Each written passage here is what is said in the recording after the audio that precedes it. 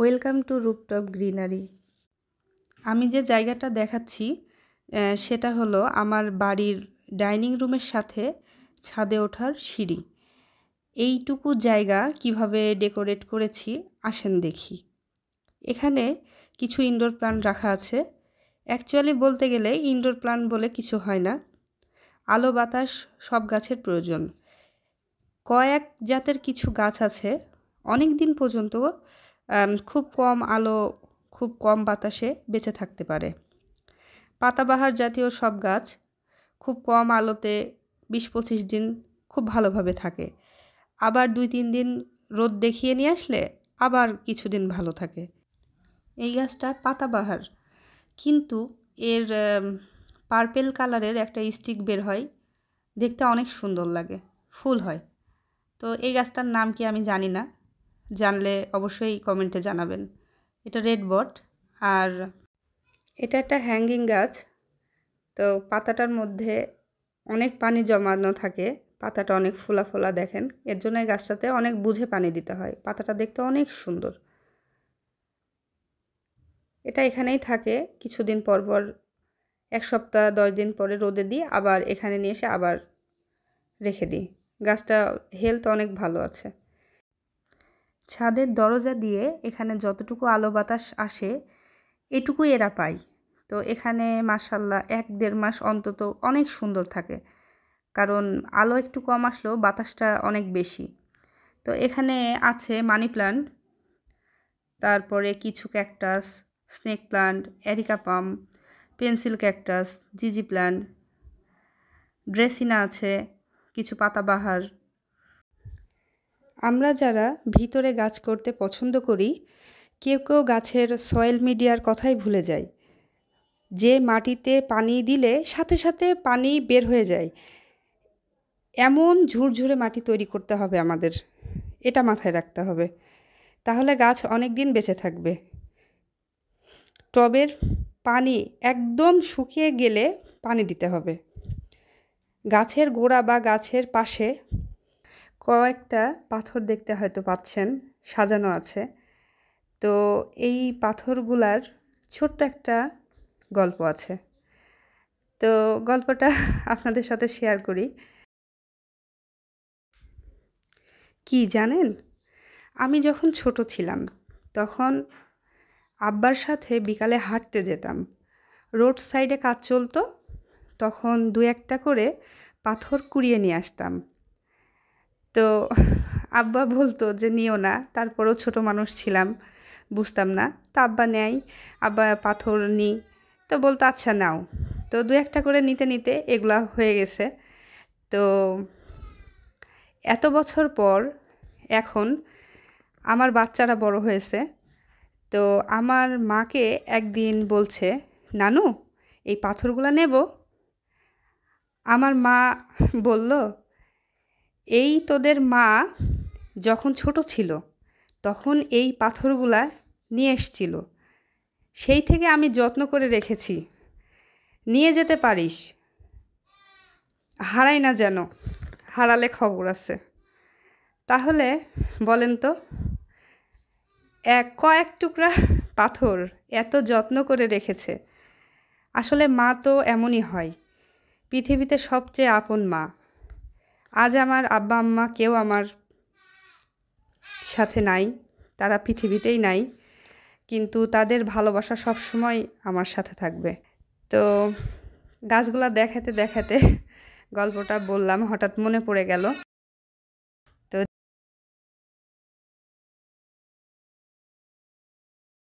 তো ১ মাস ১.৫ মাস এই গাছগুলা সবসময় ২ মাস মতো আমি কখনো রেখে দিই। এই যে এগুলা ড্রেসিনার বিভিন্ন পাতার কালেকশন আমার কাছে আছে। আর এই যে এই ক্যাকটাসটা যেটা দেখছেন, এটা তো মানে কি বলবো, ১ বছর কি তার বেশি এখানেই থাকে, কখনো আমি ওরে টানা হেঁচড়া করতে পারি না, কারণ অনেক ভারী আর অনেক বড় একটা বয়স্ক গাছ। ছোট্ট ডাল থেকে চারা তৈরি করে এই গাছটা এখানেই আজ পর্যন্ত।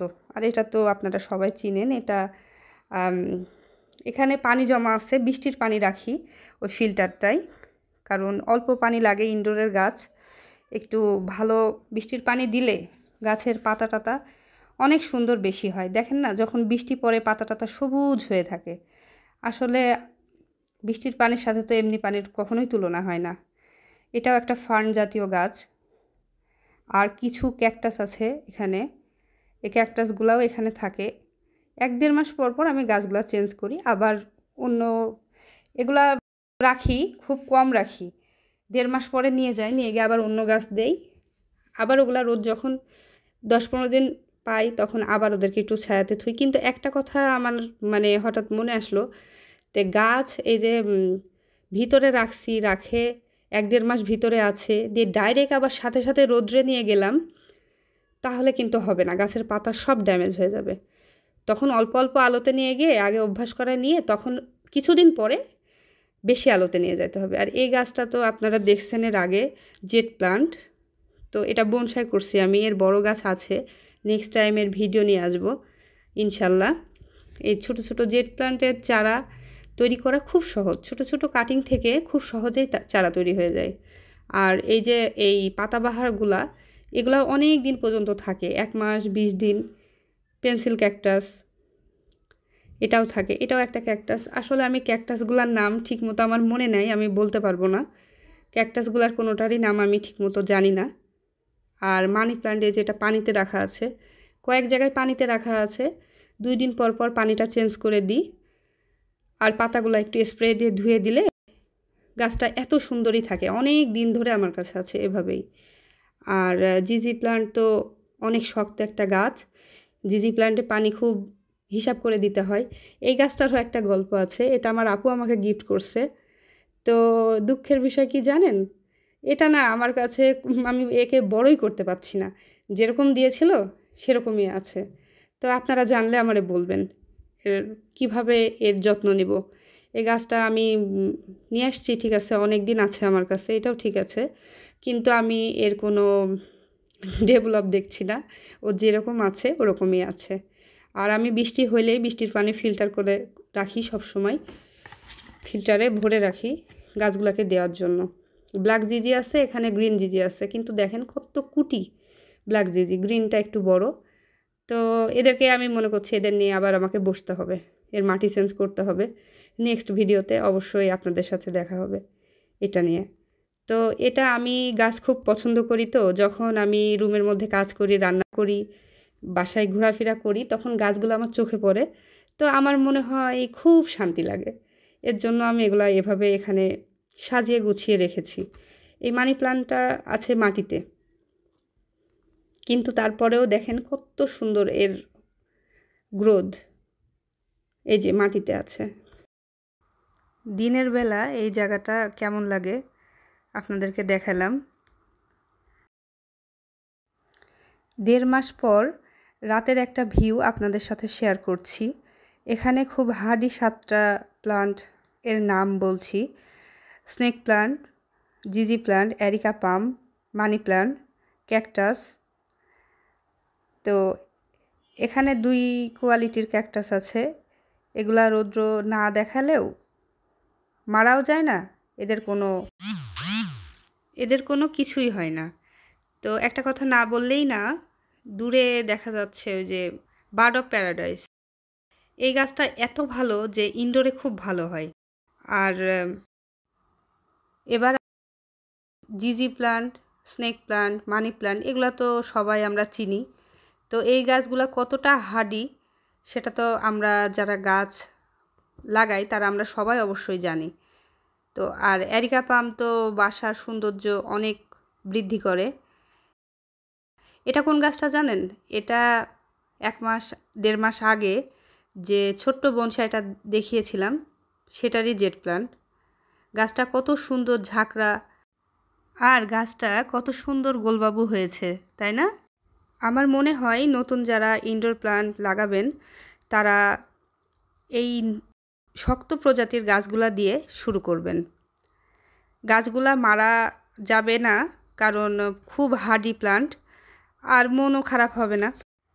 আমাদের জীবনে যে ব্যস্ততা, তো 1-1.5 মাস পর পর যে গাছ চেঞ্জ করা যাবে এটাও সব সময় হয়ে ওঠে না।